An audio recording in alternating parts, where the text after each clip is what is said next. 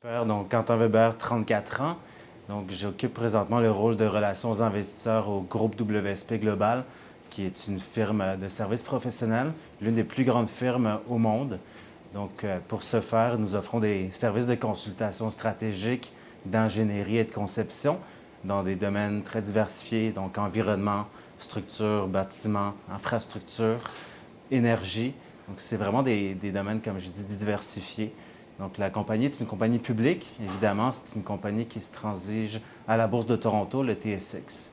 Et présentement, on est environ 65 000 employés. Puis notre mission, c'est vraiment de préparer nos villes et notre environnement pour l'avenir.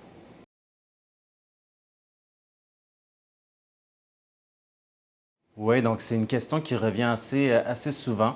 Le domaine des relations aux investisseurs, c'est un métier qui joue entre plusieurs disciplines. Donc la finance, les communications, le marketing.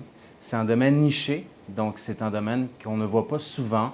C'est un domaine qui vaut la peine d'être découvert aussi. Puis c'est pour ça que je voulais en parler pendant cette opportunité aujourd'hui. Donc le domaine des relations aux investisseurs, c'est un peu gérer le profil boursier d'une compagnie publique. C'est la version très abrégée de ce que je fais, mais je pense que c'est une version grossière ou la version la plus simple que je peux donner.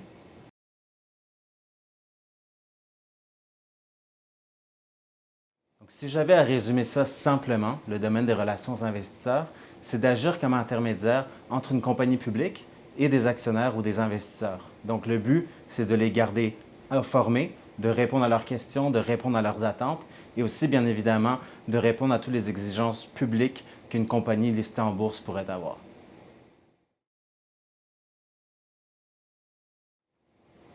Donc, mon parcours académique, pour le début, est assez simple. J'ai étudié en finance.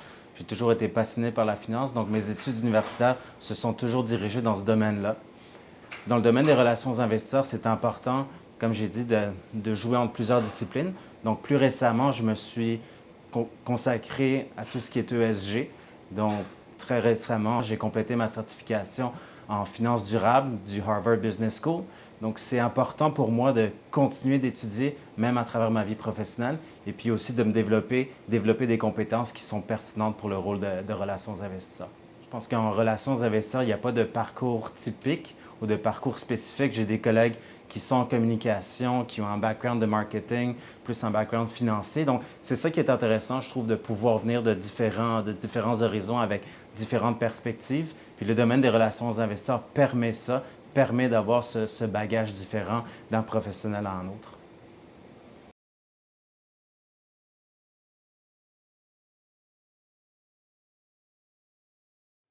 Je te dirais qu'il y a deux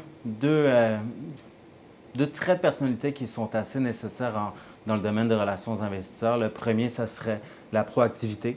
Donc, c'est très important dans ce domaine-là de ne pas être réactif, donc de penser à ce qui pourrait se passer sur les marchés des capitaux, comment tu pourrais aider tes supérieurs et tes collègues par rapport à une certaine annonce sur le marché. Donc, toujours penser un peu en avant, toujours te préparer, toujours avoir des bonnes réponses pour les questions qui pourraient être posées. Donc, la proactivité est définitivement un critère ou un trait de personnalité qui est important. La deuxième, qui se rapproche quand même assez beaucoup de la proactivité, ça serait la flexibilité. Dans mon domaine, les choses changent vite.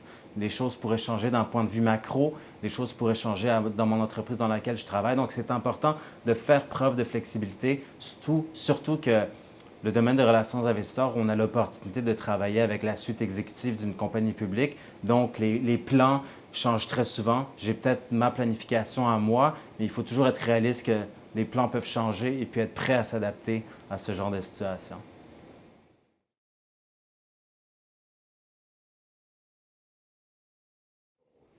Ce que j'aime le plus dans les relations investisseurs, c'est jouer avec les différentes disciplines, c'est avoir beaucoup de visibilité, donc travailler avec des exécutifs, avoir cette certaine pression, cette certaine notion de stress, c'est quelque chose qui m'excite beaucoup au travail, puis qui me garde motivé, et puis aussi de voir la possibilité de faire croître mes efforts. Donc, il faut réaliser que le domaine des relations investisseurs est niché, puis très souvent, c'est des équipes qui sont assez petite en termes d'effectifs. Par exemple, moi, je suis tout seul de mon équipe de relations aux investisseurs, si on peut l'appeler équipe, mais évidemment, je travaille avec des collègues, je travaille avec différents départements, mais c'est quelque chose qui est très motivant puis qui est très bénéfique aussi pour la croissance personnelle. Oui, j'ai un surnom, puis ça sera pas magnifique, mais mon surnom est très simple. C'est la première lettre de mon prénom en anglais. Donc Q, c'est mon surnom hein, le plus commun que je porte depuis, je sais même plus quand. Ça fait des années qu'on m'appelle comme ça. Donc tout mon réseau, tous mes amis m'appellent de cette façon, à part ma mère qui m'appelle toujours Quentin et qui refuse de m'appeler Q.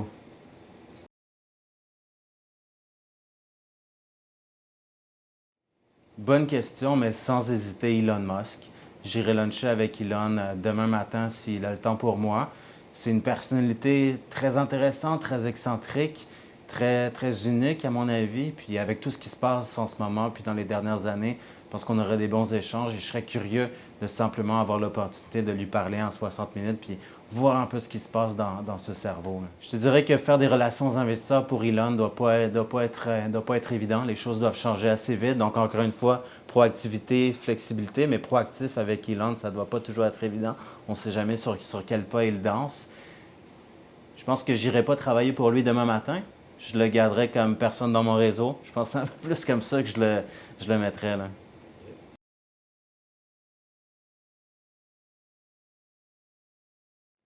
Mon implication avec le comité jeune, c'est à travers la plateforme Academos. Donc, j'ai vu l'opportunité de devenir mentor. J'ai trouvé ça honnêtement génial. Donc, j'ai décidé de m'impliquer de cette façon-là, donc interagir avec des jeunes, répondre à leurs questions, les aiguiller si possible. Donc, je pense que c'est quelque chose qui m'a manqué quand j'étais sur les bancs de l'école. Quand j'étais à l'université, et même avant, je ne pensais pas que le réseau était si important que ça pour le développement de carrière. Puis avoir un mentor, je pense que ça m'aurait toujours aidé de pouvoir le contacter, l'appeler, lui poser des questions, lui demander des conseils. Donc, mon but en m'impliquant dans Finance Montréal et Academos, c'était vraiment de donner à ces jeunes quelque chose que je n'avais pas quand je l'étais, là.